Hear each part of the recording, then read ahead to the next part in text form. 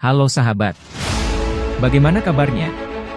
Semoga di hari ini dalam keadaan sehat walafiat. Pada kesempatan kali ini saya akan mengulas film yang berjudul Beast. Mengisahkan tentang Fir yang berjuang sendirian memerangi Umar Farok, seorang teroris yang berasal dari Afghanistan.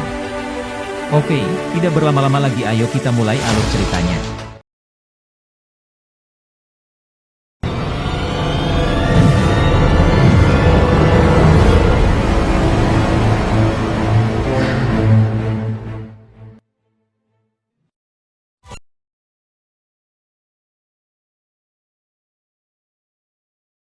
Scene lalu beralih di Pakistan yang menduduki Kashmir. Terdapat seorang intelijen senior India bernama Fir Ragavan yang mendapat laporan tim bahwa Umar Farok sebentar lagi akan meninggalkan rumahnya dalam waktu 20 menitan.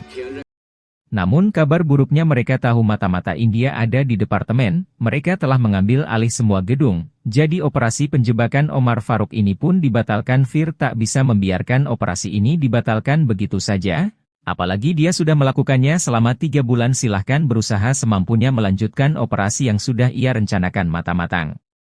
30 menit lagi gerakan kembali menghubungi rekannya. Fir lanjut kembali ke kediamannya.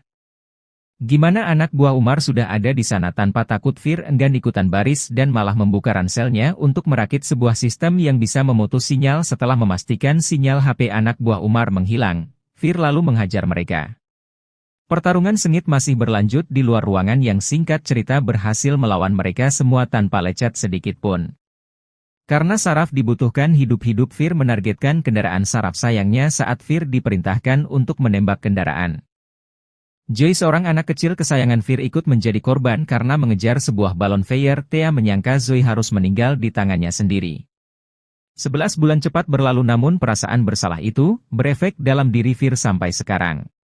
Dan Fir rutin berkonsultasi dengan dokter psikiater bernama Caitanya Roh. Sebenarnya dokter merasa putus asa karena Fir tak kunjung sembuh dari perasaan bersalahnya. Akhirnya dokter pun punya ide mengajak Fir hadiri undangan pesta pernikahan di wilayah India Timur agar perhatian Fir teralihkan dengan gadis-gadis cantik di sana.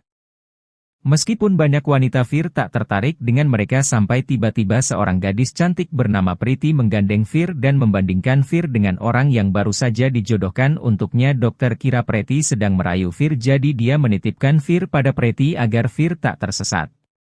Fir marah-marah, dia menyuruh Priti menjauh jika tak ingin dicium olehnya.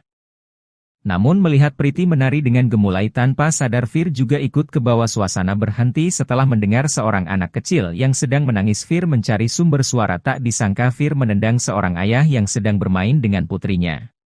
Di toilet, Priti penasaran kenapa Fir melakukan hal konyol itu. Dia sangat menyukai gadis kecil, dia tak ingin anak itu jatuh karena dilempar ke udara. Priti terkesan dengan Fir, apalagi Fir mengaku masih lajang dan bekerja sebagai intelijen senior. Priti terang-terangan menembak Fir menjadi pacarnya karena Priti harus menemukan pria dalam waktu 1 bulan. Tentu saja, setuju orang cantik gitu, jadi yang pertama harus dilakukan adalah mengundurkan diri sebagai intelijen dan bekerja di kantornya sebagai seorang pengamanan. Menteri Pertahanan India Malik Arjun melakukan rapat penting. Para wakil departemen telah mengetahui rencana teroris ISIS yang akan menyerang untuk membebaskan tahanan mereka, jadi mereka telah menyiapkan beberapa intel untuk mengatur siasat.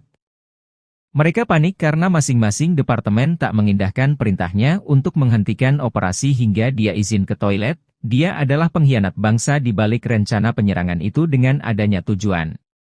Dan dia bisa naik jabatan sebagai calon Perdana Menteri. Oleh partainya, sayangnya rencana penyerangan itu terbaca oleh departemennya sendiri, tapi penyerangan tetap harus dilakukan dengan catatan istri dan putrinya harus selamat dari penyerangan ini. Fir disuruh mengawal bos barunya bersama Priti mendatangi sebuah mal meminta kerjasama. Manajemen untuk mau mengambil tim keamanan dari mereka. Nama alamat sekelompok Santa Claus membuat alat peledak disebar dan Mandas mendapat laporan. Ia masih belum paham apa motif dari pembajakan ini, namun anehnya baik lift, eskalator, internet dan telepon yang ada di mal semuanya mati, sedangkan Fir menelpon kantor pusat informasi penjaga terlihat aneh.